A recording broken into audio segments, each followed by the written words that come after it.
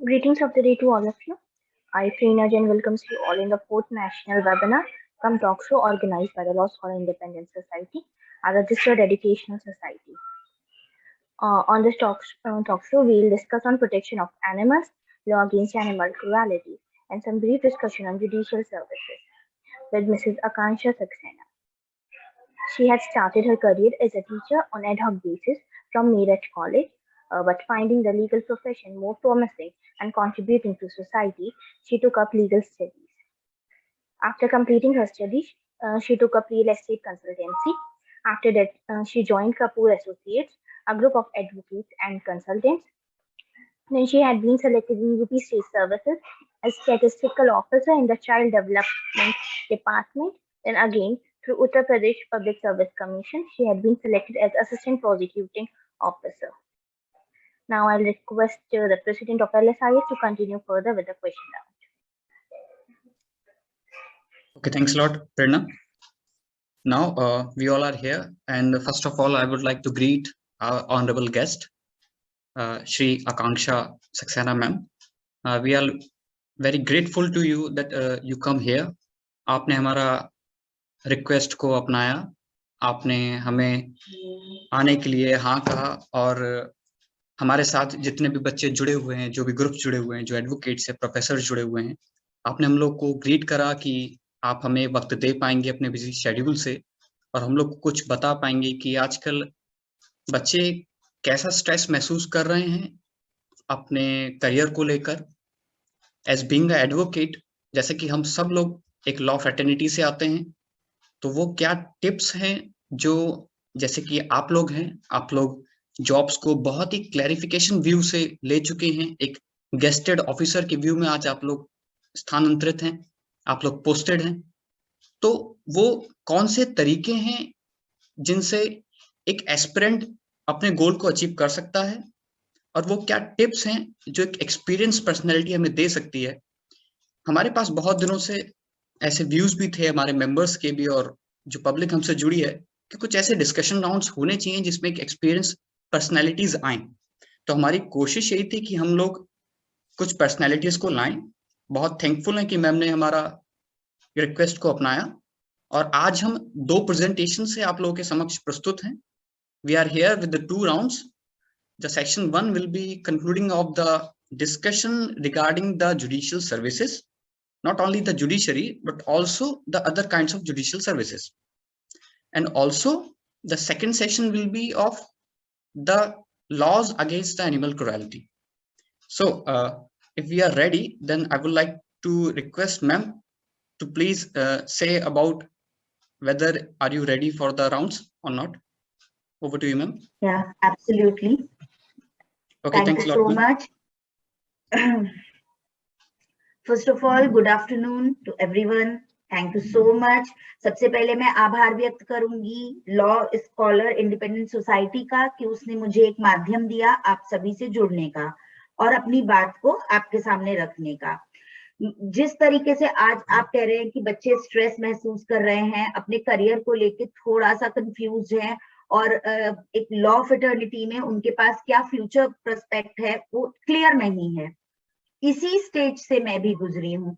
आज आपको ये दिख रहा है कि हाँ मैं गजेटेड ऑफिसर हूँ, मैंने एक नौकरी पा ली है, लेकिन इसी रास्ते से होकर आई हूँ जिस पर आप लोग हैं। तो सबसे पहले तो इस चीज के लिए निश्चिंत हो जाइए कि यदि आप लोग एक रास्ते पर चल पड़े हैं और वो भी लॉ फील्ड में, तो कहीं ना कहीं कुछ ना कुछ तो पाना ही है। ये ऐसा फील्ड नहीं है कि इसमें कोई भी व्यक्ति बिना किसी काम या पहचान के छूट जाएगा। बस बात यह है कि आपको अपनी सेल्फ एस्टीम बहुत हाई रखनी है, क्योंकि एक ऐसा प्रोफेशन है जो वास्तव में समाज के बौद्धिक वर्ग को रिप्रेजेंट करता है। आपको केवल जॉब पाने तक ही पढ़ाई नहीं करनी है, आपको जॉब पा लेने के बाद भी खुद को अपडेटेड रखना जरूरी है। इस चीज के लिए सबसे ज्यादा इंपॉर्टेंस इस बात की है कि हम इस चीज को समझें कि तैयारी हमें कौन से समय से करनी है। ये नहीं कि अब हम लॉ ग्रेजुएट हो गए हैं अब सोचें कि किस फील्ड में जाना है, नहीं।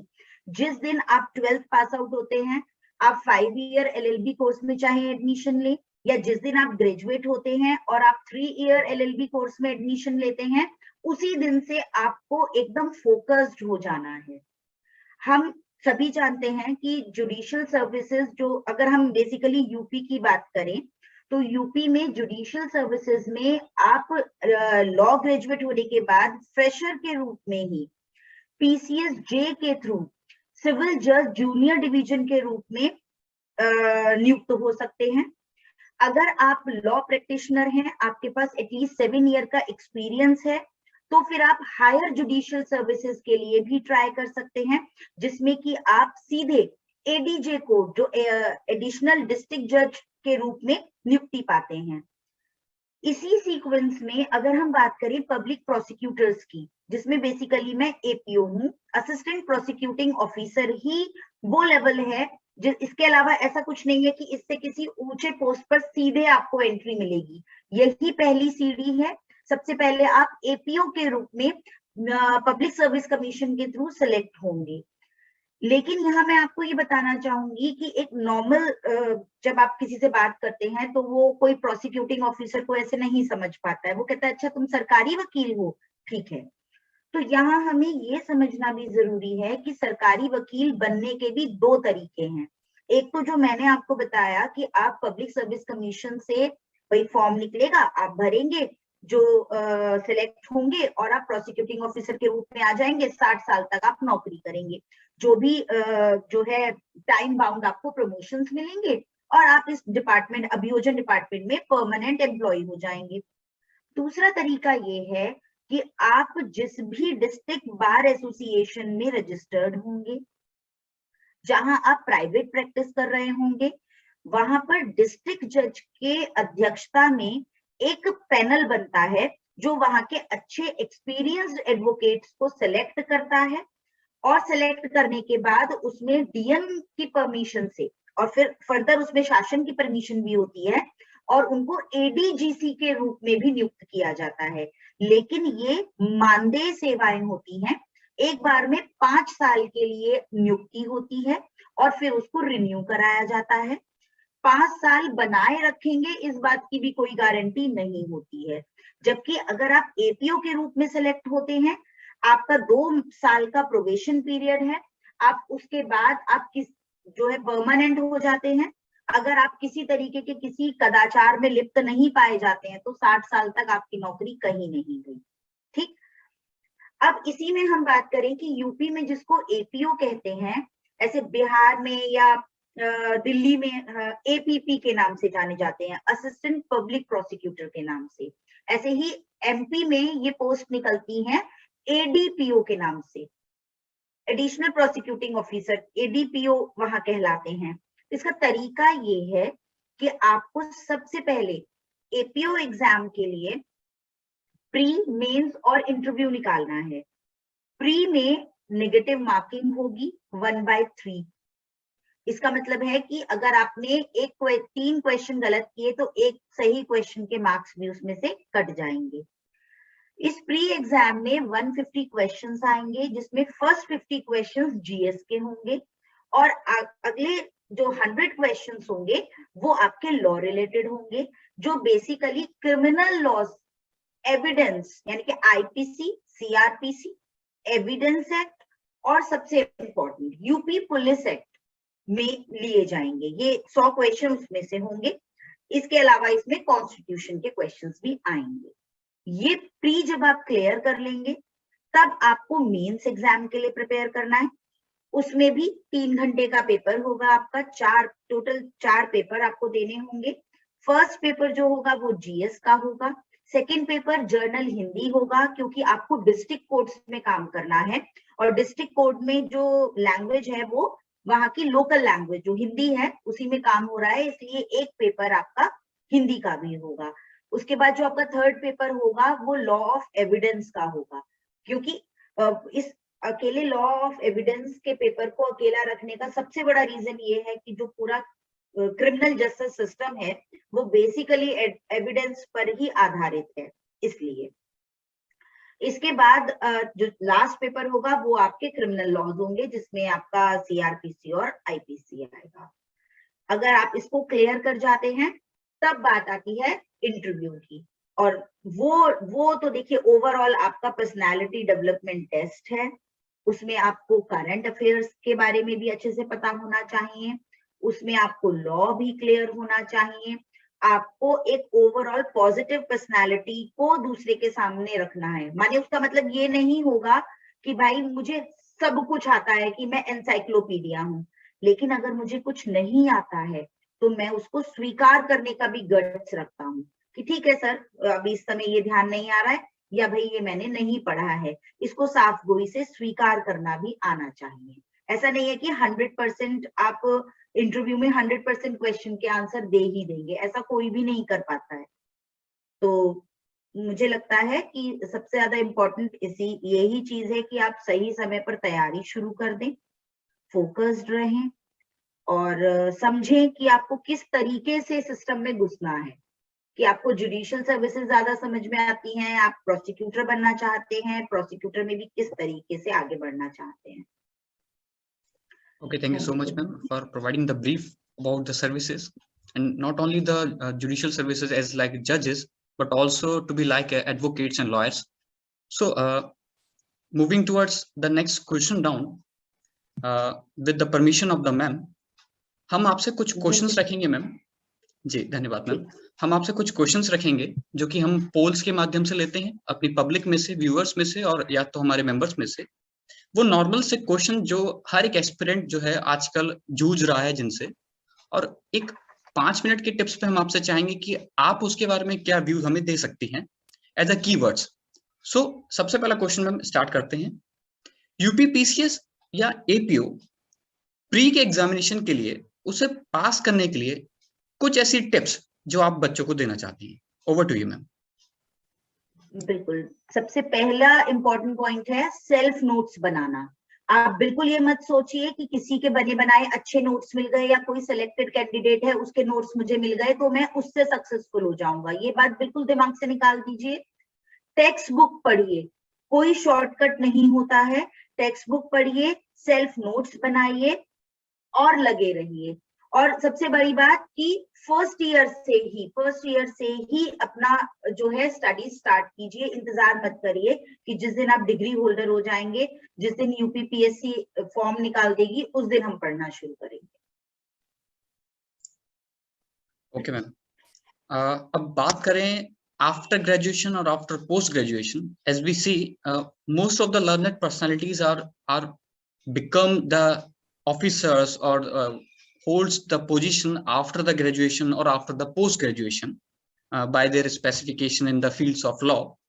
Similarly, अगर एक्स पर्सन है और वो यूजी या पीजी करने के बाद भी अपने प्री और मेंस की परीक्षा को दे रहे हैं, तो आपका पॉइंट ऑफ व्यू मैम क्या है कि यूजी के बाद से ही तैयारी बेटर है या स्पेशलाइजेशन लेने के बाद? फॉर एग्जांपल, हमारे पास बहुत से ऐसे लोग हैं जो एजेड हैं, जो यूजी और पीजी कर रहे थे एज अ प्रोफेसर्स में वो चले गए, या फैमिली बैकग्राउंड थोड़ा डाउन है इकोनॉमिकली, देन वो पीजी के साथ साथ पढ़ाई करें, या यूजी के टाइम पे जो बच्चा है हमारे पास वो अभी से उस पढ़ाई में लग के प्री और मेंस की तैयारी करे? बेटर वे क्या होगा मैम? बिल्कुल, मैं तो यही कहूंगी कि देखिए, जब आप अंडर ग्रेजुएट, आप ग्रेजुएशन कर रहे हैं, ड्यूरिंग ग्रेजुएशन ही आप तैयारी शुरू कर दीजिए। ये अलग बात है कि सिलेक्शन पहली बार में नहीं होगा तो दूसरी बार में हो जाएगा, दूसरी बार में नहीं होगा तीसरी बार में हो जाएगा, लेकिन तैयारी करने के लिए इंतजार करने की जरूरत नहीं है, पहली चीज। और जहां ग्रेजुएशन और पोस्ट ग्रेजुएशन की बात है, आपको अगर टीचिंग लाइन में जाना है तो अनडाउटेडली आपको पीजी करना चाहिए। लेकिन अगर आप ऑफिसर बनना चाहते हैं, आप पब्लिक सर्विस कमीशन के एग्जाम को क्रैक करना चाहते हैं, तो उसके लिए जिस दिन से आप ग्रेजुएशन में एडमिशन लेते हैं, मतलब लॉ ग्रेजुएट होना का पहला कदम रखते हैं, उसी दिन से आपको तैयारी शुरू कर देनी चाहिए। क्योंकि इतने नोट्स आपको बनाने हैं, और मैंने बोला है कि आपको सेल्फ नोट्स बनाने हैं, तो वो तो ऐसा नहीं है कि 2 महीना 4 महीना में बन जाएंगे, उसमें तो आपको 2-3 साल लग के तैयारी करनी पड़ेगी।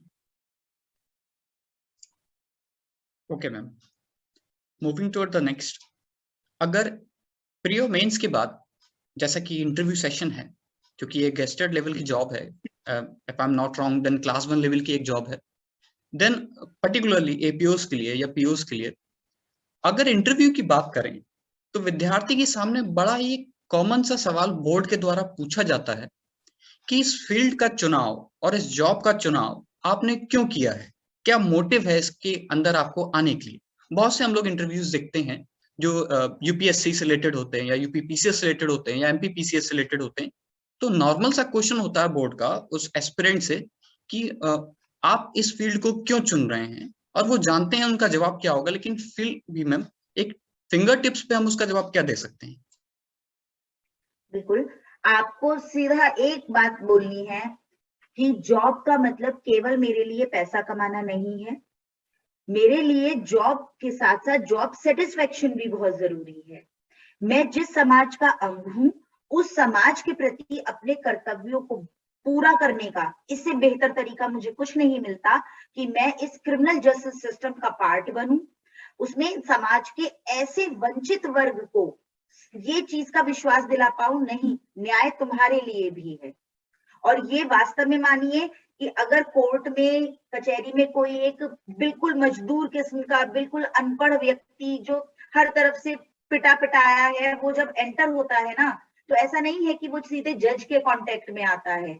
उसको पहला विश्वास इस क्रिमिनल जस्टिस सिस्टम में एक प्रोसिक्यूटर ही दिलाता है कि दुनिया में कोई तुम्हारे साथ हो ना हो, पुलिस तुमको प्रताड़ित कर रही हो ना कर रही हो, लेकिन हाँ, ये पब्लिक प्रोसिक्यूटर तुम्हारे लिए है, तुम्हारे साथ खड़ा है। तो ये जो सेटिस्फेक्शन है वो मुझे इसी जॉब में मिल सकता है। साथ ही साथ फिर मैं वही बात कहूंगी कि भाई एक लॉ ग्रेजुएट होना, इसका मतलब ये नहीं है कि मैं सिर्फ नौकरी के लिए लॉ पढ़ी हूं। मैं तो यही बात कहती हूँ हर जगह कि अगर मेरे पास तो पहले भी जॉब था, जॉब के लिए लॉ ग्रेजुएट होना जरूरी नहीं है। ये अपने सेल्फ अवेयरनेस के लिए भी बहुत जरूरी है कि हम अपने अधिकार और कर्तव्यों को जानें। और इस जॉब में मैं इसलिए आना चाहती हूँ क्योंकि लॉ ग्रेजुएट होकर मैं अपने अधिकार और कर्तव्य तो जान गई, लेकिन दूसरों को उनके अधिकार दिलाने में मदद कर सकूं, इसलिए मैंने ये फील्ड चुना है। Okay, thank you ma'am. हमारी तरफ से एक लास्ट क्वेश्चन मैम, कि जैसा कि हम लोग अब तक डिस्कशन कर रहे हैं कि आप प्री से मेन से इंटरव्यू तक आई, आपने हमें बताया कि टिप्स क्या होने चाहिए। अब ओवरऑल अगर कुछ लोग हमसे अभी जुड़े हैं, ओवरऑल अगर एक बच्चा आफ्टर 12th जो 5 इयर्स कोर्स कर रहा है, या आफ्टर ग्रेजुएशन जो 3 इयर्स कोर्स कर रहा है, और वो जुडिशरी में जाना चाहता है, या सिमिलरली वो एज एन एपीओज में आना चाहता है, दोनों वर्क अलग है, एक प्रॉपरली लिटिगेशन का वर्क है, एक प्रॉपरली डिसीजन मेकिंग का वर्क है, तो कुछ फिंगर टिप्स, कुछ मूल मंत्र जो आपकी तरफ से हमें मिले, और पर्टिकुलरली बच्चा वो नोट डाउन कर ले, प्लीज मैम। तो इसमें सबसे पहली चीज सेल्फ नोट्स,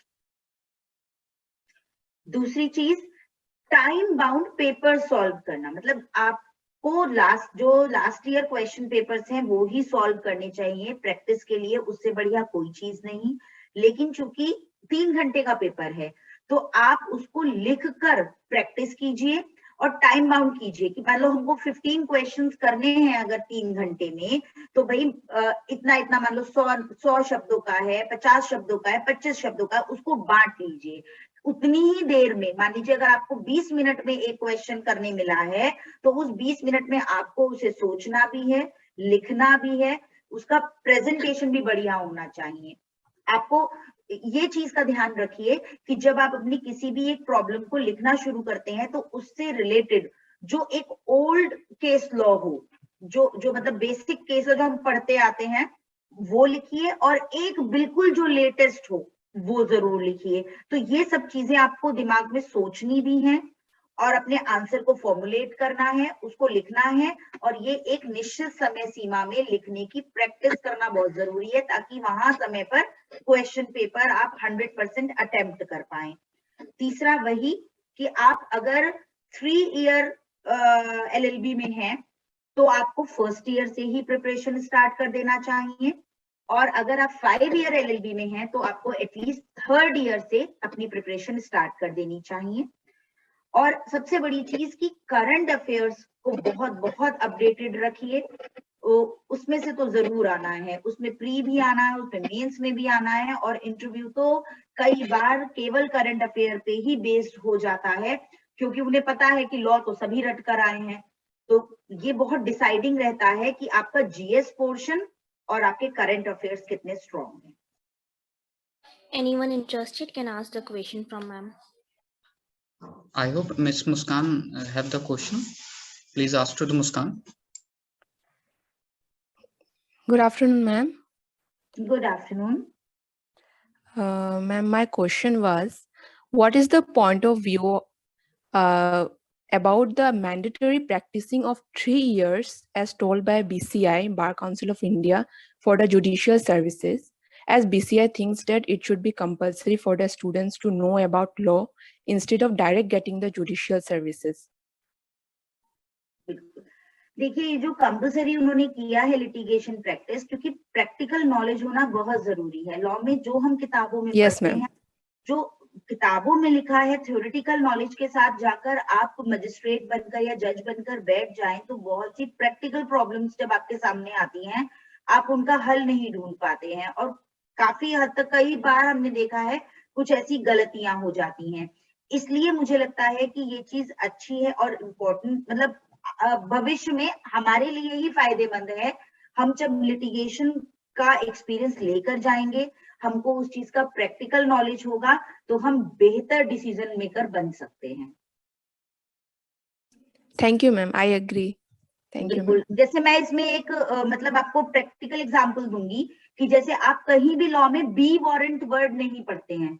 आपने शायद कहीं सीआरपीसी में बी वारंट वर्ड नहीं पढ़ा होगा, लेकिन नॉर्मल प्रैक्टिस में लगभग रोज डिस्ट्रिक्ट लेवल पर हम सैकड़ों बी वारंट करते हैं, क्योंकि आपका क्राइम एक जगह होता है, बंदा दूसरी जगह पकड़ा जाता है, रिमांड उसकी इस डिस्ट्रिक्ट में हो रही है, गिरफ्तारी उसकी दूसरे डिस्ट्रिक्ट में हो रही है, उसको वहां से पकड़कर यहाँ लाने का जो प्रोडक्शन वारंट है, तो वो चीजें ये प्रैक्टिकल नॉलेज से आती हैं। अगर आप ये सोचें कि आप किताब में इस चीज को पढ़ लेंगे तो वो चीज आएगा नहीं। इसलिए मुझे लगता है कि प्रैक्टिकल नॉलेज के लिए जो ये लिटिगेशन 3 इयर्स का करा गया है वो एक अच्छा डिसीजन है।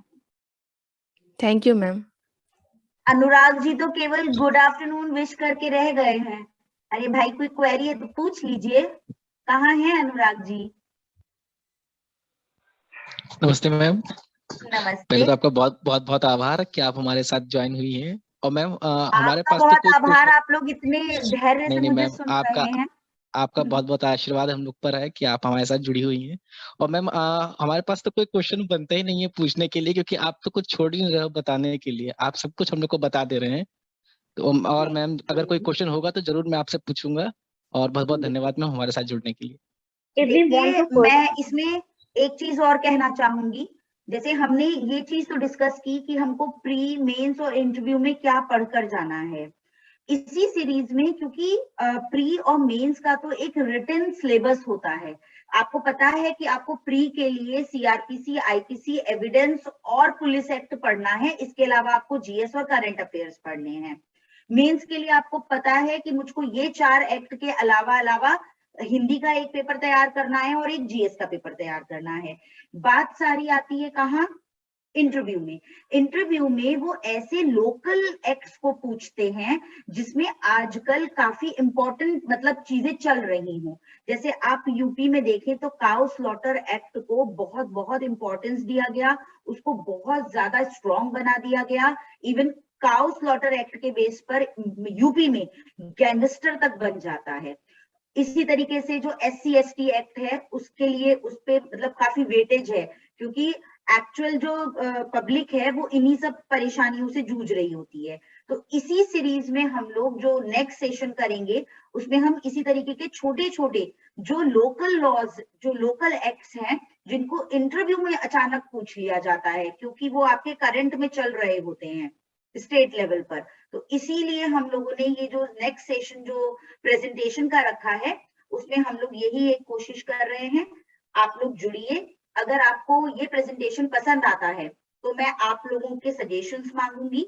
अगर आप लोगों को ठीक लगेगा तो हम लोग इसी तरीके के लोकल एक्ट्स जो छोटे छोटे हैं जो इंटरव्यू के लिए बहुत इंपॉर्टेंट होते हैं उनको इसमें कवर अप करने की कोशिश करेंगे, क्योंकि वो कहीं भी आपको सिलेबस में लिखे हुए नहीं मिलते हैं लेकिन इंटरव्यू में पूछ लिए जाते हैं, क्योंकि डे टू डे लाइफ में वो बहुत ज्यादा वो काम हो रहा है। इसलिए thank you. Okay, thank you, ma'am. Okay, there is a question from Abhishek Chanda. If we want to pursue judiciary as a career, so should we do internships while doing our BLLB law degree? If yes, then what time or in which year out of 5 years BLLB is it good to be a legal intern? नहीं, देखिए ये तो आपको अपने आप से पूछना पड़ेगा।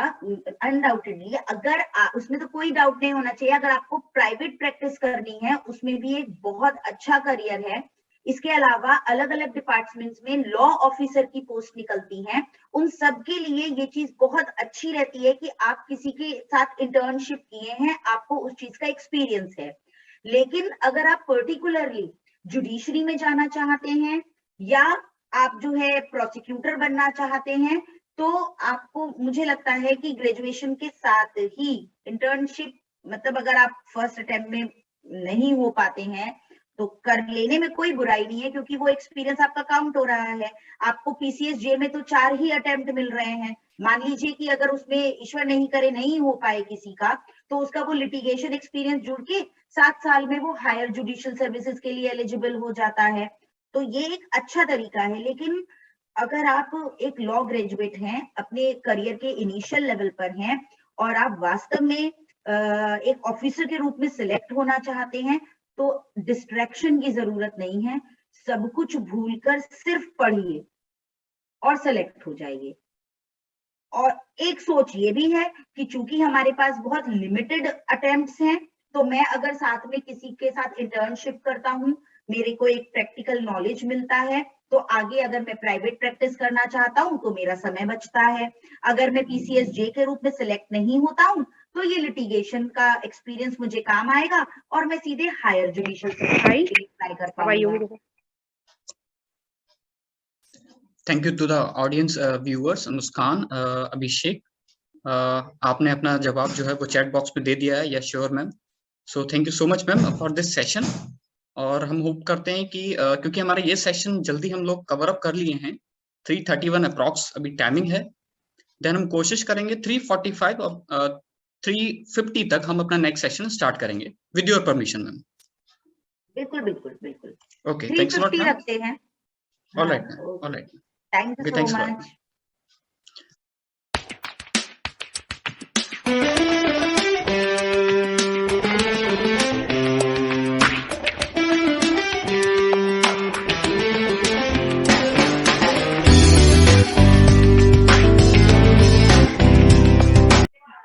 Welcome back to the 4th National Webinar Come Talk Show organized by the Law Scholar Independent Society.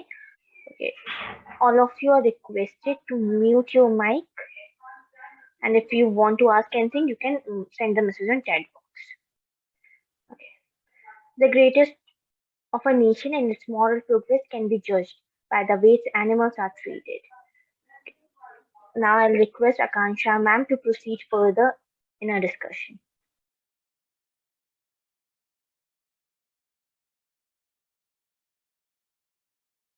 आप लोग देख पा रहे हैं? Yes ma'am, sure ma'am. ठीक, thank you so much. Once again good afternoon everyone. आज इस सेकंड सेशन में हम डिस्कस करेंगे laws available against animal cruelty, जिनमें मेनली हम prevention of cruelty to animal act, care and maintenance of case property animals और prevention of cow slaughter act 1955 को discuss करेंगे। तो और मैं ये चाहूंगी कि जितने हमारे ऑडियंस हैं, व्यूअर्स हैं, वो सभी पेन पेपर एटलीस्ट ले लें, ताकि आपका एक ये लोकल एक्ट जो है वो प्रिपेयर हो जाए आज ही। हम इस पूरे एक्ट को डिस्कस ना करके उसमें नट शेल में जो इम्पोर्टेंट सेक्शंस हैं उनको डिस्कस करने जा रहे हैं आज। तो सबसे पहले हम ये जानिए कि लाइव स्टॉक यानी कि पशुधन जो है वो किस तरीके से इंपॉर्टेंस रखता है और ऐसी क्या बात है कि उसके लिए बाकायदा हमारे लेजिस्लेशन को एक्ट बनाने पड़े। तो इसमें हम शुरुआत करते हैं इस बात से कि कोई भी इस बात में डाउट नहीं है कि जो पशुधन है वो हमारी राष्ट्रीय अर्थव्यवस्था के साथ साथ देश के सामाजिक आर्थिक विकास में भी बहुत महत्वपूर्ण भूमिका निभाते हैं। चाहे वो नॉर्मल पशुपालन हो, डेयरी फार्मिंग या मत्स्य पालन हो, ये सब इसके मेन सेक्टर हैं। हम इस जो पशुधन को, जिसको लाइव स्टॉक कह रहे हैं, उसको मेनली दूध, मीट, ऊन और किसी कार्य विशेष के लिए काम में लाते हैं। अब इसमें जो सबसे पहला एक्ट जो गवर्नमेंट ने बनाया और इस चीज में हम आगे बढ़े, वो था कि prevention of cruelty to animals act. It actually makes, इसको आप पढ़ भी सकते हैं, आपके स्क्रीन पे आ रहा है, this act makes it a crime to beat, kick, torture, mutilate, administer any injurious substance or kill an animal. Also with overdrive, overload, overwork, ये सभी एनिमल्स के अगेंस्ट क्राइम के रूप में इसमें इंगित किए गए हैं। ये क्या है? ये सेक्शन 11 है। ये उन कृत्यों को बता रहा है जो पशुओं के प्रति अगर किए जाते हैं तो वो एक अपराध की श्रेणी में आते हैं।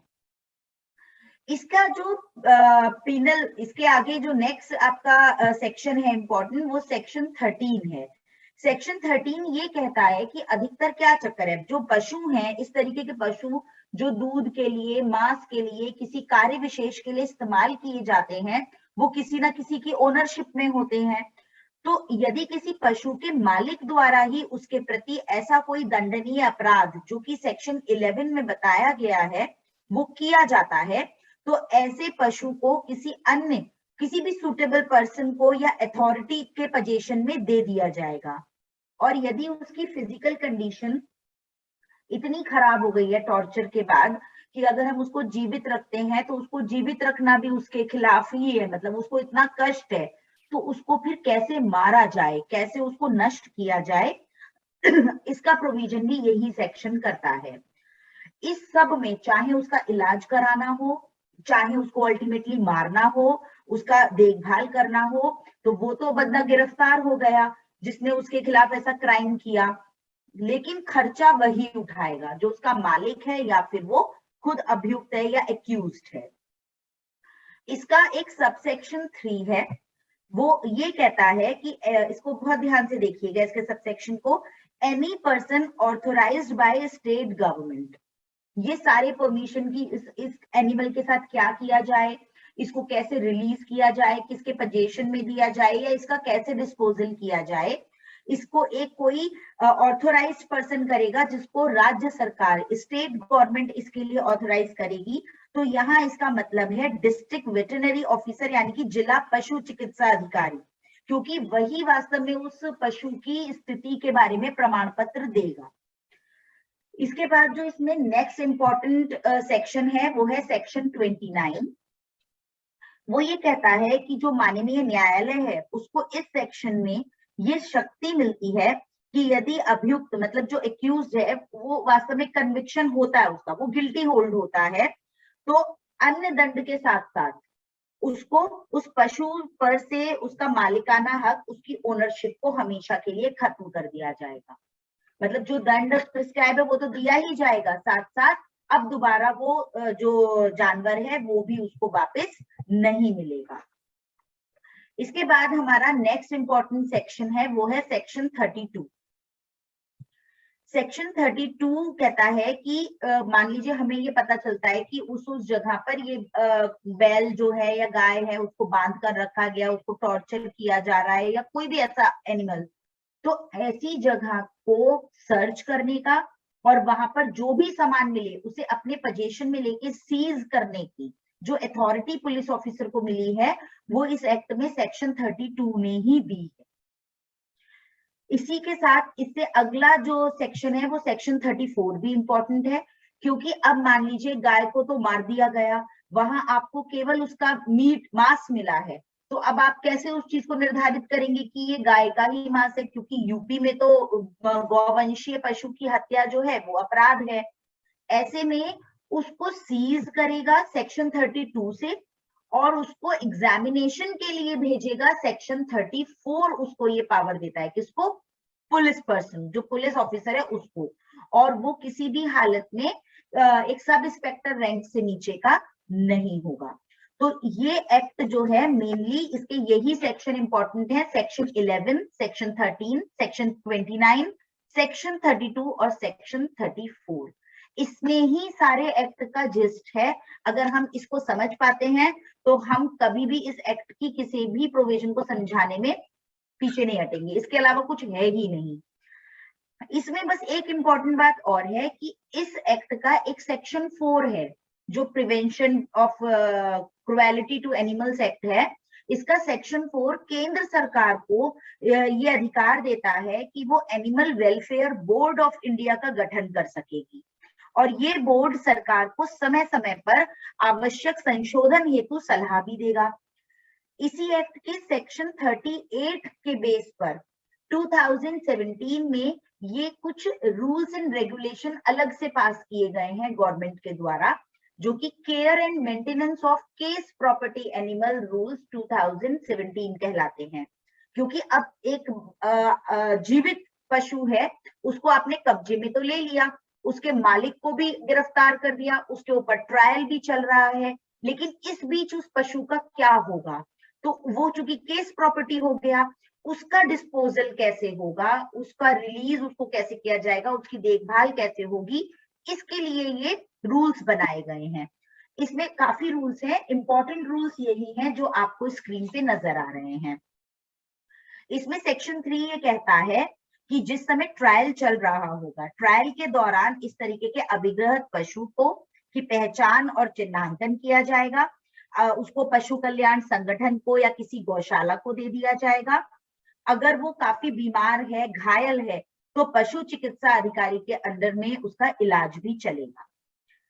सेक्शन 4 ये कहता है कि जो ड्यूरिंग ट्रायल भी इस पशु की देखरेख भी करनी होगी, दवाई भी चलेगी, खाना पीना सब चीज की लागत आएगी, तो उसका खर्च वो मालिक या अगर मालिक के अलावा कोई भी अभियुक्त है जिसकी वजह से वो बीमार हुआ या घायल हुआ, वही उस खर्च को वहन करेगा। इसका जो नियम 5 है, रूल 5 है, वो एग्जीक्यूशन ऑफ बॉन्ड कहता है।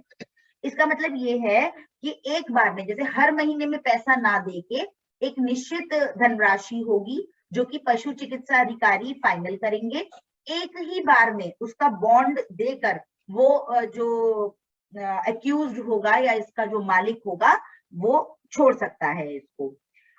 ये उपचार की रकम जो है वो अवधारित की जाएगी पशु चिकित्सा अधिकारी के द्वारा।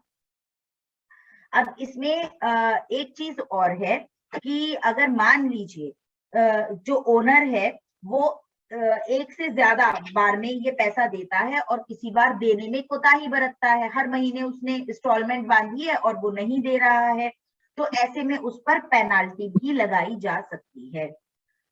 इसी बीच में जैसे मैंने बोला कि ये पशु जो है, अब वहां तो ट्रायल चल रहा है, वो मालिक के घर तो ये वापस जा नहीं सकता जानवर, तो इसको या तो गौशाला में या पशु कल्याण बोर्ड को दे दिया जाएगा।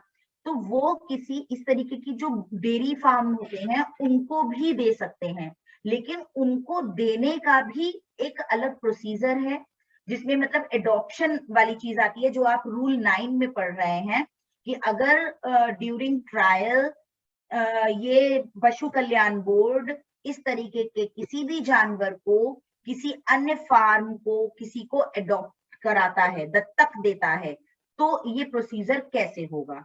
इसके अलावा इसी बीच में जैसे हम सेक्शन 9 ही रूल 9 ज्यादा इंपॉर्टेंट है, लेकिन उससे पहले जल्दी जल्दी हम ये देख लें कि जो सेक्शन रूल 6 है वो ये कहता है कि जहां आयोग ये रिपोर्ट दे कि अभियुक्त के जो जिसने भी इस पशु को घायल किया है या जो भी इस पशु का स्वामी है उसका पता ही नहीं चल रहा है, तो भैया खर्चा किससे मांगे, कौन इसका खर्चा उठाएगा, तो ये माना जाएगा कि स्वामी ने इस पशु को त्याग दिया है, इसलिए सड़कों पर आवारा घूम रहा था, इसलिए इसे किसी ने मारा है।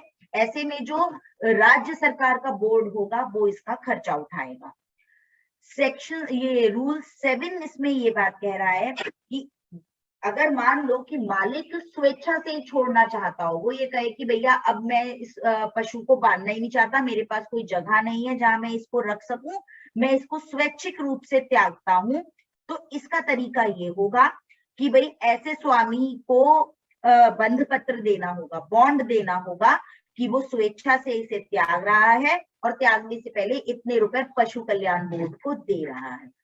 लेकिन अगर उसने पशु को घायल या बीमार करके त्यागा है तो ये बात नहीं है कि उसने केवल बॉन्ड दे दिया, पैसा दे दिया तो वो अपने क्राइम से बच जाएगा। उसके लिए ट्रायल फिर भी चलता रहेगा, लेकिन अब वो स्वैच्छिक रूप से ओनरशिप त्याग देगा, चाहे फर्दर ट्रायल के बाद वो गिल्टी होल्ड हो या ना हो। फिर पशु उसको कैसे भी नहीं मिलेगा। मान लीजिए कि उसने नहीं किया है, ये साबित हो जाता है कि उसने क्राइम नहीं किया, तब भी फिर पशु उसको वापस नहीं मिलेगा। अब आते हैं सबसे इंपॉर्टेंट रूल पर, जहां बात ये होती है कि कैसे अडॉप्ट किया जाता है इन पशुओं को। तो इसमें इसकी प्रक्रिया ये होती है कि इनकी फिजिकल कंडीशन के अकॉर्डिंग इनको रुग्णावास या पशु कल्याण संगठन या गौशाला को दे दिया जाता है।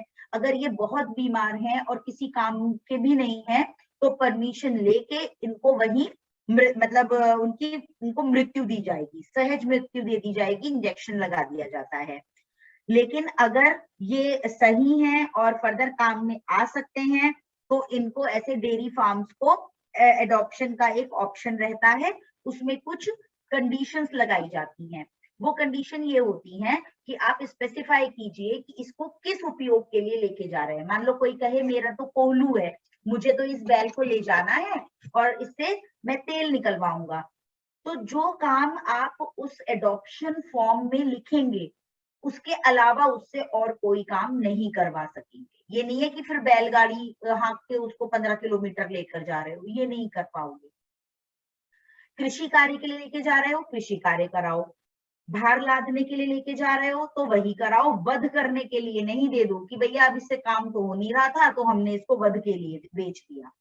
और जो है उस व्यक्ति की पहचान जो भी एडॉप्शन लेगा और उसका पता वगैरह सब सहेज के रखा जाएगा पशु कल्याण बोर्ड में। दत्तक ग्रहण लेने वाला व्यक्ति लिखित रूप में ये बात देगा कि एडॉप्शन के बाद वो इसे बेचेगा नहीं, इसे त्यागेगा नहीं। ऐसे नहीं कि खुला छोड़ देगा सड़क पे कि अब ये मेरे किसी काम का नहीं है तो छोड़ दिया। राज्य मवेशी संरक्षण या परिरक्षण विधि का अनुसरण करेगा, उसकी बलि भी नहीं देगा, बलि नहीं दे सकता है। विधि द्वारा निर्धारित आवश्यक अनुज्ञा के बिना राज्य के बाहर किसी भी व्यक्ति को नहीं बेचेगा। ये बहुत इंपॉर्टेंट चीज है। जैसे हम ईद वगैरह में ये देखते हैं ना कि बकरे काट दिए जाते हैं, लेकिन अगर वो कहीं से सीज हुए थे, वो केस प्रॉपर्टी थे, उसको उस बकरे को आपने अडॉप्ट किया है, तो फिर आप उसकी बलि नहीं दे सकते हैं ये कहकर कि वो तो धार्मिक कार्य है और हम तो अपने धार्मिक प्रथा के अनुसार उसकी बलि दे रहे हैं, तो वो क्राइम है। ये पूरा जो शपथ पत्र देगा एडॉप्शन लेने वाला व्यक्ति, वो जो दत्तक ग्रहण का सबूत होगा 5 प्रतियों में, इसकी 5 कॉपीज जो हैं वो तैयार की जाएंगी। एक कॉपी उसी व्यक्ति को दे दी जाएगी जिसको पशु दिया जा रहा है, दूसरा वो पशु कल्याण बोर्ड अपने पास रखेगा, तीसरा उस व्यक्ति के जो जहां पर वो इंसान रहता होगा उसके तहसील कार्यालय में रहेगा, क्योंकि औचक निरीक्षण होंगे उसके। अचानक जाकर ये देखा जाएगा कि वो पशु के साथ कुछ गलत तो नहीं कर रहा है। तीसरा, उस व्यक्ति के निवास स्थान के जिला कार्यालय में भी उसकी एक प्रति रहेगी एडॉप्शन लेटर की, और एक प्रति न्यायालय को भेजी जाएगी जहां वो ट्रायल चल रहा है। क्योंकि अगर मान लीजिए उस ट्रायल के बाद वो गिल्टी होल्ड नहीं होता है उसका मालिक कि उसने उसको घायल नहीं किया था, तो बाद में फिर उसको भी दिया जा सकेगा। इसलिए अब मतलब मुझे लगता है यहाँ तक हम एक पूरा एक्ट निपटा दिए हैं और उससे संबंधित रूल्स एंड रेगुलेशन को कंप्लीट कर चुके हैं। इतने में अगर आपको कोई भी क्वेरी है, कुछ ऐसी चीज है जो नोट करने से रह गई हो तो आप पूछ सकते हैं, अदरवाइज फिर हम सेकंड एक्ट पर आते हैं। और ये एक्ट इस समय बहुत इंपॉर्टेंट चल रहा है यूपी में, और इसीलिए ये इंटरव्यू में भी बहुत ज्यादा पूछा जाता है। किसी का कोई क्वेश्चन हो तो वो पूछ सकता है, अदरवाइज मैं आगे स्टार्ट करती हूँ। Ma'am, if we take a situation that someone is X person and he do not have any authority to possess some animal, for example X person है, उसके पास कोई अथॉरिटी नहीं है कि वो किसी Y एनिमल को possess कर सके, और वो एनिमल्स जो हैं वो उसकी कॉलोनीज में घूमते हैं। फॉर एग्जांपल कोई काव है, जो डे के टाइम में आ जाती हैं और उसको वो ब्रेड दे देता है या डेली पर्पस में वो उसको कुछ दे रहा है, but he is not the owner of that animal. Then वो किसी दिन उस एनिमल को अपने यहाँ रख ले रहा है, देन उसका जो मालिक है, जो ओनर है, वो उस पर पोजीशन दे रहा है। जो रख रहा है, जो उसको अडॉप्ट तो नहीं करेंगे लीगली वे में, लेकिन जो उसको रख रहा है, जो रोज उसको ब्रेड दे रहा था, इरिस्पेक्टिव ऑफ द ओनर, अगर वो उसको रख रहा है, देन उसको स्लॉटर में यूज कर रहा है, ये कहकर कि मैं इसको रोज ब्रेड देता था, और क्योंकि ब्रेड देता था, दिन भर ख्याल मैं रखता था, रात में ये कहाँ जाके सोता था, सोती थी, मुझे नहीं पता। देन क्या इस सच केसेस के ऊपर भी, इन फंडामेंटल्स के ऊपर भी कोई रूल एंड रेगुलेशन इम्पोज्ड है इस कंडीशन में?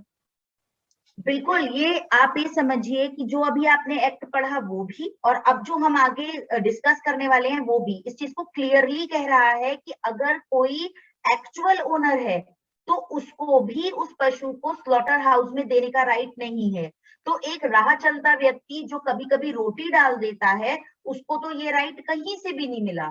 हर जगह जो हमने prevention of cruelty to animal act की बात की, उसमें वो दो चीजें कहते हैं, एक तो owner of the life stock और दूसरा एक्यूज्ड। वो एक्यूज्ड व्यक्ति तो कोई भी हो सकता है, तो ये राइट किसी को भी नहीं है कि वो सड़क चलते किसी भी जानवर को पकड़कर स्लॉटर हाउस में दे दे।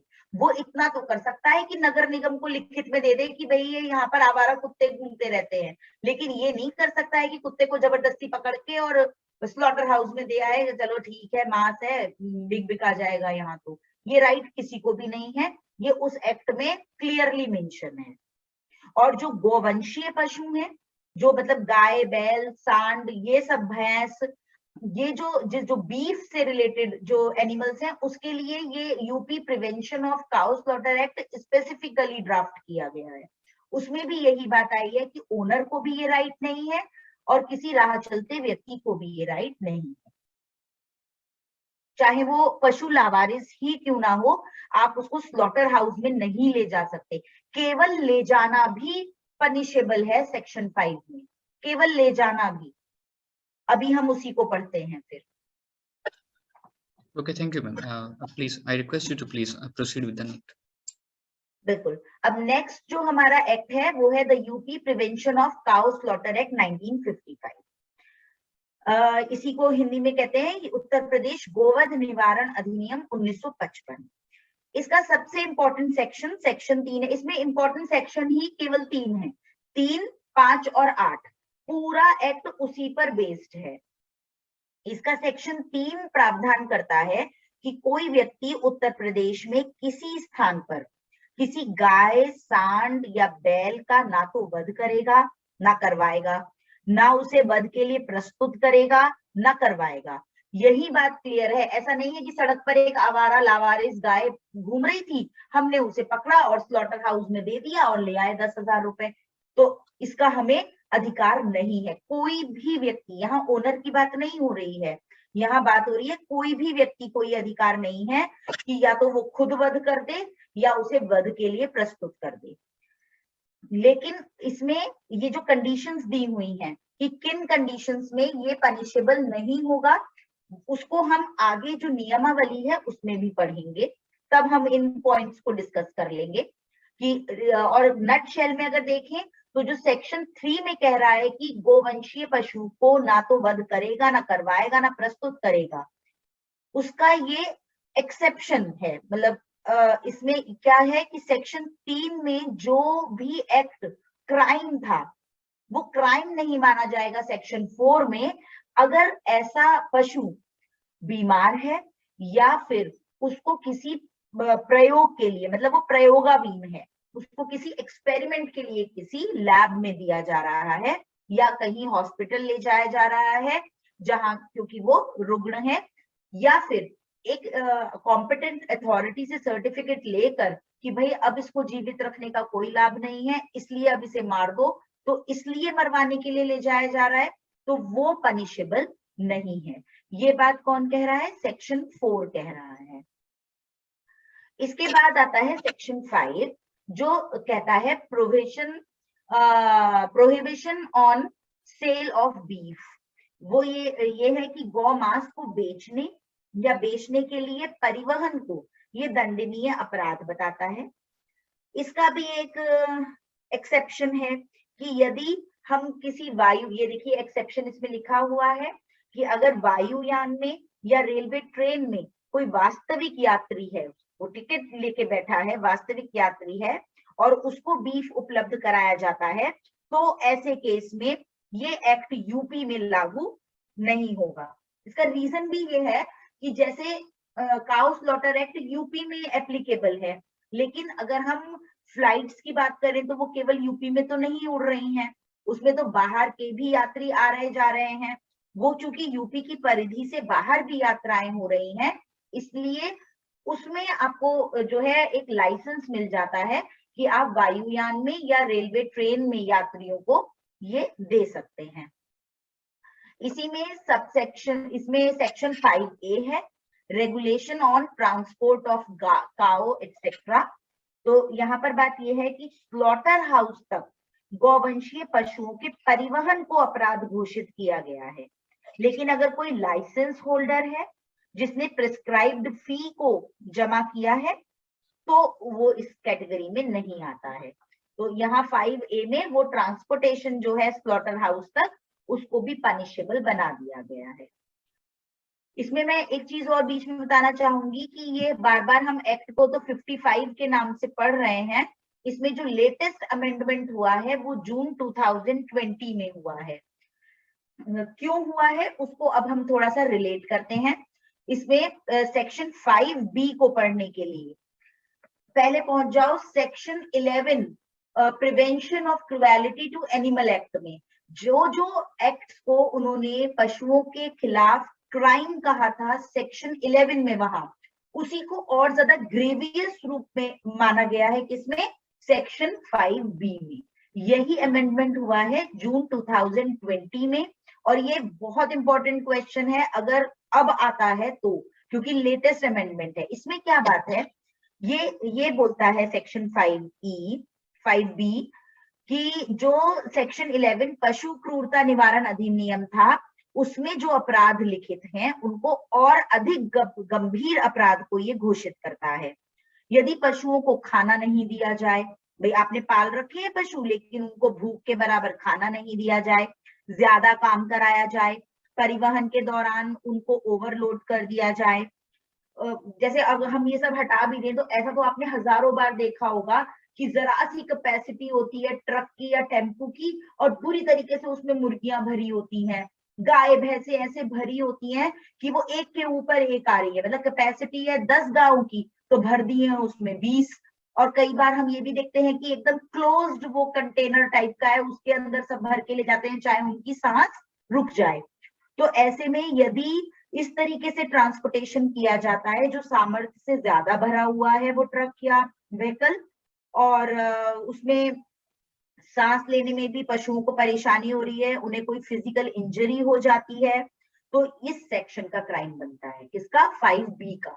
जबकि जून 20 से पहले हम उसे केवल किस में ले जाते थे? सेक्शन 11 में। और अब हम उसे किस में ले जाएंगे? मतलब वो ले जाते थे section 11 prevention of cruelty to animals में, और अब इसे किस में ले आएंगे? 5B, section 5B cow slaughter act में। लेकिन ये खास बात है कि इसमें केवल गौवंशीय पशुओं की बात हो रही है, गाय भैंस बैल सांड की बात हो रही है। मुर्गी बकरा घोड़ा ये सब अभी भी किस में चलेंगे? पहले वाले एक्ट में। और गौवंशीय पशुओं के लिए क्या हो जाएगा? ये सेक्शन 5B आ जाएगा। क्लियर है यहां तक आप लोगों को बात? ये बेसिक डिफरेंस है, इसको बहुत पूछा जाता है इंटरव्यू में।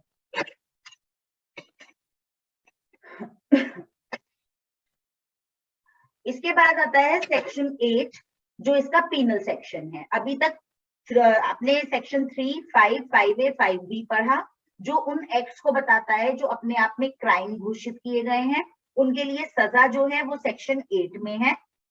तो इसका ये बताता है कि अगर ये अपराध साबित हो जाते हैं सेक्शन 3 के, तो कारावास जो होगा वो कम से कम 3 वर्ष का होगा, अधिकतम वो 10 वर्ष तक हो सकेगा, और जो जुर्माना लगेगा वो कम से कम 3 लाख का होगा और अधिकतम वो 5 लाख तक भी हो सकेगा।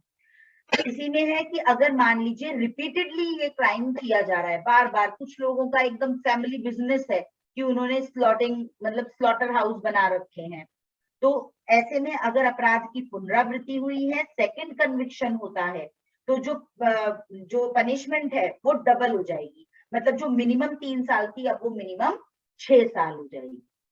तो ये आपका काउ स्लॉटर एक्ट था ब्रीफ में। इसी एक्ट का जो सेक्शन 10 है वो स्टेट गवर्नमेंट को ये पावर देता है कि वो कुछ रूल्स बना सके। तो इसी के सेक्शन 3 में विधायिका को अधिकार मिला और उन्होंने कुछ नियम बनाए जिन्हें हम उत्तर प्रदेश गोवध निवारण नियमावली के नाम से जानते हैं, और ये 1964 में एग्जीक्यूट हुए। इसमें बस एक चीज आपको ध्यान रखनी है, रूल 3 बहुत इंपॉर्टेंट है।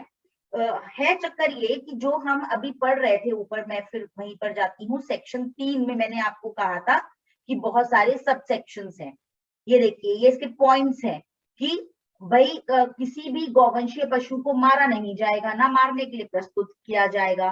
तो किन किन कंडीशन में किया जा सकेगा, जो अपवाद हैं, जो सेक्शन 3 के अपवाद हैं कि कब कब हम ऐसे पशुओं को वध के लिए प्रस्तुत कर सकेंगे, उसमें हम किस कॉम्पिटेंट अथॉरिटी से परमिशन लेंगे, परमिशन का परफॉर्मा क्या होगा, वो परफॉर्मा की फी, उस पे फीस कितनी जमा करनी पड़ेगी, ये सब कुछ इस नियमावली में दिया गया है। इस नियमावली में फॉर्म ए से लेके और फॉर्म आई तक हैं, जितने वहां पॉइंट्स बने हुए हैं वो इन्हीं ए से लेके आई तक के फॉर्म्स में इंक्लूड है। कि फॉर्म ए जो है वो ग्राम सभा के स्तर पर किसी बीमार भैंस को मारने के लिए है, तो किससे आप लेंगे परमिशन। तो इस तरीके के जो ऑथोराइज्ड सुटेबल अथॉरिटी है उनकी इंफॉर्मेशन, प्रिस्क्राइब्ड जो परफॉर्मा है वो उसमें गिवन है, और उसकी फीस कितनी होगी वो उसमें दिया गया है। ये उत्तर प्रदेश गोवध निवारण नियमावली है। इसी में बस एक ये केस लॉ है, बल्कि इसके अलावा ये ज्यादा इंपॉर्टेंट है। Shabbir versus state of Madhya Pradesh, ये बहुत इंपॉर्टेंट और केस प्रॉपर्टी, जहां एनिमल जो है वो केस प्रॉपर्टी थे। ऐसे तो बहुत सारे केसेस मिल रहे थे। प्रॉब्लम ये इतना इंपॉर्टेंट केस इसलिए है क्योंकि इसमें एक ट्रक था, वो ट्रक किराए पर लिया गया, जिससे लिया उसको बोल दिया कि हमको कुछ सामान वगैरह पहुंचाना है, तुम ट्रक किराए पर दे दो, उसने भी दे दिया। देने के बाद उसमें गाय भैंसे लाद के और स्लॉटर हाउस ले जाई जा रही थी, तभी वो पकड़ लिया गया। अब बात आई कि डिस्ट्रिक्ट कोर्ट में रिलीज के लिए एप्लीकेशन पड़ी, डिस्ट्रिक्ट कोर्ट से वो रिजेक्ट हो गई, हाई कोर्ट से भी रिजेक्ट हो गई, मामला सुप्रीम कोर्ट में पहुंचा, तो सुप्रीम कोर्ट ने उस ट्रक को रिलीज तो कर दिया, लेकिन उसमें क्या कंडीशंस लगाई। ये देखिए, ये ट्रक नंबर, इसमें राजस्थान का ये ट्रक था और मध्य प्रदेश में वहां से लाद के लाया जा रहा था। तो ट्रक को रिलीज करने की एप्लीकेशन पड़ी थी और जो फाइनली अलाउड हुई, लेकिन इन कंडीशंस के साथ हुई कि petitioner shall produce the same before the trial court as and when directed to do so. ये ट्रक उसको तब हमेशा, मतलब ट्रायल कोर्ट, जो डिस्ट्रिक्ट कोर्ट में ट्रायल चल रहा होगा मामले का, वहां प्रोड्यूस करना पड़ेगा। In the meantime he shall not alienate the vehicle or make use of vehicle for any unlawful purpose। वो इस व्हीकल को भले ही रिलीज करा रहा है ओनर, लेकिन कभी भी ऐसा नहीं करेगा किसी अनलॉफुल पर्पस के लिए उसे यूज करे। He shall not carry out any change in color and outward appearance of the vehicle। वो बाहरी रंग, रूप और स्ट्रक्चर में भी उसके चेंज नहीं करेगा। इस कंडीशन के साथ ये केस प्रॉपर्टी रिलीज कर दी गई। तो अब एक बार नटशेल में इस चीज को देख लें कि आपको बस सेक्शन 3, मतलब सेक्शन 3, 5, 5A, 5B और पीनल सेक्शन 8 पढ़ना है, आपका काउ स्लॉटर एक्ट पूरा हो जाएगा। उसमें भी 5B जो है वो सबसे लेटेस्ट जो है अमेंडेड सेक्शन है, जो जून 2020 में ऐड किया गया है। आप में से किसी के कोई भी क्वेश्चन, कोई क्वेरी हो तो वो पूछ सकता है।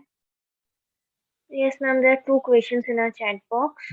बताएं। Ma'am, First one is under Section 5 exception.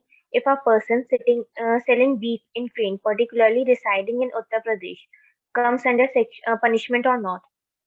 No ma'am अगर कोई ट्रेन में बीफ सेल कर रहा है तो वो यूपी का है और वो तो उसको पनिशमेंट होगी नहीं? नहीं नहीं होगी, लेकिन बशर्ते उसके पास प्रायर लाइसेंस होना चाहिए। लाइसेंस के बाद ही वो इस तरीके से बीफ जो है वो सेल कर सकता है। तो वो लाइसेंस मिलता ही नहीं है। ऐसे थोड़ी कि वो टोकरी में बीफ ले लेके घूम के ट्रेन में बेचेंगे। वो यूपी में ऐसा हो नहीं रहा है नॉर्मल प्रैक्टिस में। लेकिन अगर आप लीगल लैंग्वेज में पूछें तो वो अगर लाइसेंस उसको इशू हो जाता है स्टेट अथॉरिटी से, तो वो ये सेल कर सकता है पेंट्री वगैरह में ट्रेन की।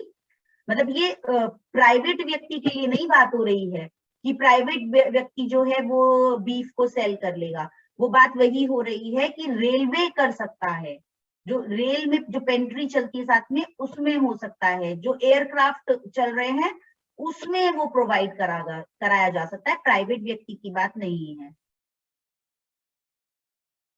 अगर ऐसे ही कोई बेचेगा तो हाँ वो पनिशेबल है। दूसरा क्वेश्चन क्या है? मैम कि किसी और स्टेट में ऐसा कोई एक्ट है और या कोई मतलब बाकी स्टेट है?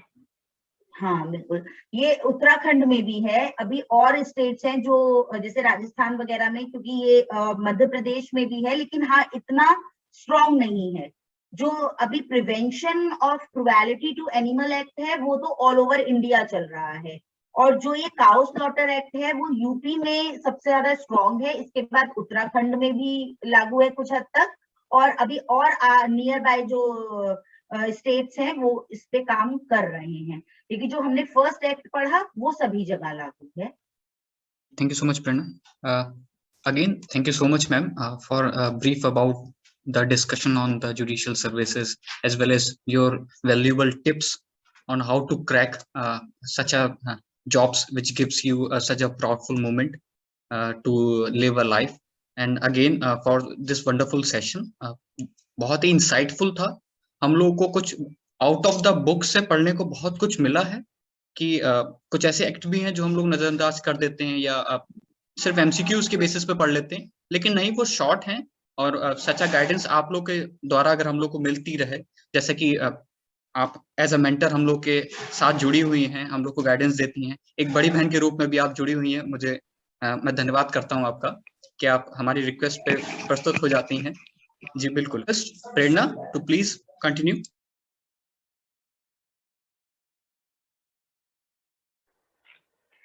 Okay, now I request Mr. Anuraj Pradhan for vote of thanks.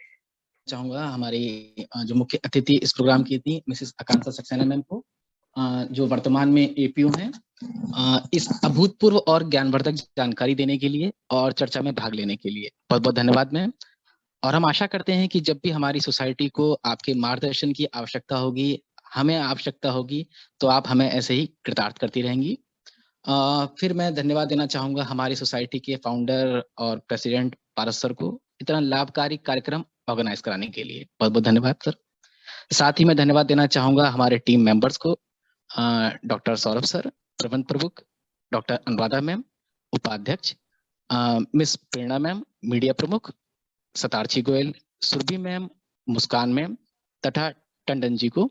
साथ साथ हमारे सभी दर्शक वर्ग को हमारे साथ जुड़ने के लिए बहुत बहुत धन्यवाद और इस प्रोग्राम में भाग लेने के लिए। और एक बार फिर से हमारी मुख्य अतिथि मैम को बहुत बहुत धन्यवाद हमारे साथ जुड़ने के लिए। धन्यवाद मैम। और अपने प्रोग्राम को हम यहीं पर समाप्त करते हैं, और जब भी हम कोई और अगला प्रोग्राम करवाएंगे ऑर्गेनाइज, तो आप सभी दर्शकों को फिर से आमंत्रित करेंगे। बहुत बहुत धन्यवाद। Okay, thank you so much. Thank you so much ma'am for coming. Thank you, ma'am. Thank you so much. Okay, I request everyone to